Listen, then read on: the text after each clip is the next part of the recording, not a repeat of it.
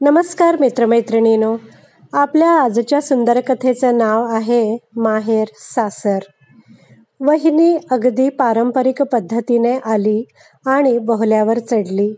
निमूट सप्तपदी पूर्ण करून दादाचा हात धरून विना तक्रार दादाच्या साध्या घरात आली, सामावली. पण तरी तिचं माहेर काही सुटलं नाही. सासरी जे घडेल त्याच्या वरचढ तिच्या माहेरी घडलेलं असायचं. त्यात कोणाला कधी खटकलं नाही, कारण एरवी तिचं वागणं अगदी सालस आणि समजूतदारपणाचं होतं. तिचं माहेरही होतंच तसं तालेवार. त्यांनी हसतमुखानं आपली मुलगी या साध्या घरी दिली, ती केवळ माणसं बघूनच. त्यामुळे त्यांच्याकडूनही कधी आगाऊपणा झाला नाही की अवमान झाला नाही. वर्षातून 2दा वहिनी माहेरी जायची. त्यात एकदा तिचा दादा तिला आणायला जायचा. हे आता आमच्या लहानपणापासूनच माहीत झालेलं होतं.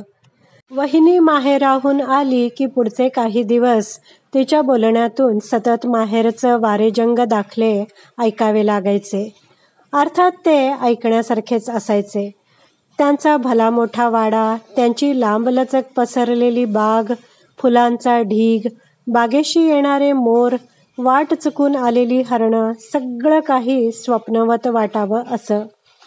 म्हणजे ही स्केटिंग करण्यात मनमुराद वेगावर स्वार होणारी मुलगी दादाच्या सोबत इथल्या घरात स्थिरावलीच कशी, याचंच आम्हाला आश्चर्य वाटतं. मध्ये तिचे भाऊ लंडनला शिक्षण पूर्ण करून आले आणि माहेरच्या गप्पा आणखीनच वाढल्या. आम्हालाही ते ऐकायला आवडायचंच, कारण तो परिसर, ती माणसं आम्हाला काही परकी नव्हती. मी 10वीत नापास झालो तेव्हा आईचं काही न ऐकता वहिनी मला तिच्या माहेरी घेऊन गेली होती आणि म्हणाली, आता 4 दिवस माणसं येऊन उगाचच भंडावून सोडतील तुला.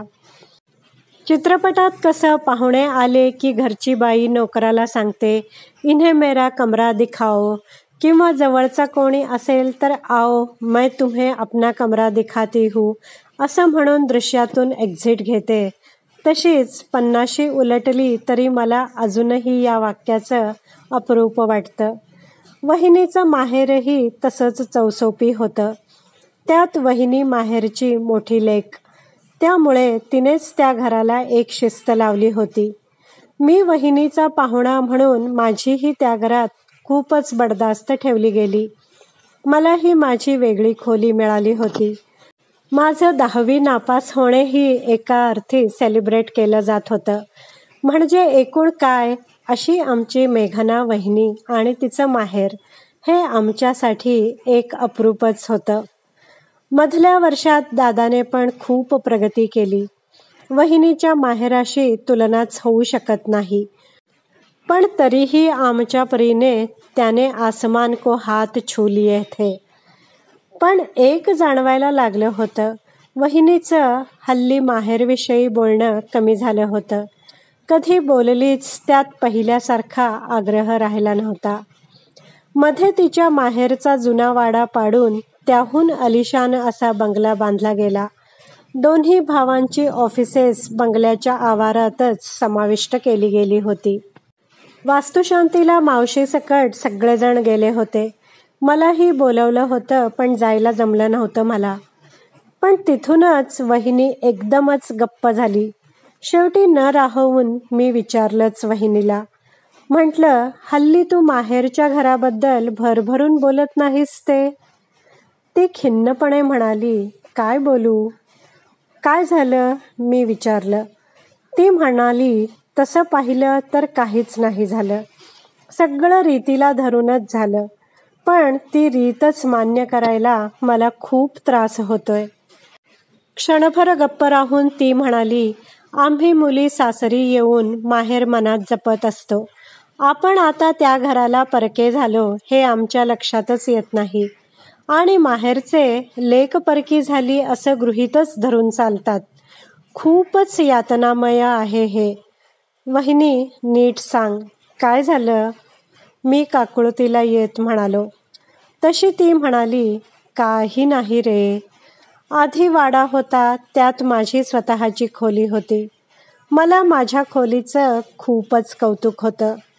घरचेही त्या खोलीला ताईची खोली असंच म्हणायचे. मग आता मी न राहून विचारले, आता इतका आलिशान बंगला बांधला, 1 मजला पण वाढवला, पण त्यात कुठेच मला जागा नाहीये. धाकटा भाऊ शांतनू आता 10-12 वर्ष लंडनला जायचाय, तरीही त्याची रूम आहे. आई-बाबांची रूम असूनही आईची एक वेगळी रूम आहे. दादाच्या दोन्हीही मुलांना वेगवेगळ्या रूम्स आहेत. पण ताईची जागा या घरात अबाधित आहे असं कोणालाच वाटलं नाही. मी सहज विचारून गेले, माझी रूम? तर शांतनू म्हणाला, गेस्ट रूम आहे ना, शिवाय स्टडी रूम आहेच. जागा होती, पण सामावून घेणं ज्याला म्हणतात ते त्यांच्या लक्षातही आलं नाही. मग मी मनापासून या घराकडे वळले, या घराची होऊन गेले. पण ही रीत आता मी मोडेन. जेव्हा आपण बंगला बांधू तेव्हा छकुलीचं लग्न झालं तरी तिची रूम तिला हवी तशीच राखून ठेवेन. गेस्ट रूममध्ये पाहुणे उतरवायचे, आपल्या लेकीबाळी नाही. त्या दुसऱ्या घरी गेल्या तरीही त्या आपल्याच असतात. वहिनी भरभरून बोलत राहिली आणि मी ऐकत होतो. मित्रमैत्रिणींनो, कशी वाटली तुम्हाला ही हृदयस्पर्शी कथा? कथा आवडली असल्यास व्हिडिओला लाईक करा, शेअर करा, कमेंट करा. माझ्या चॅनलला सबस्क्राईब करायला विसरू नका.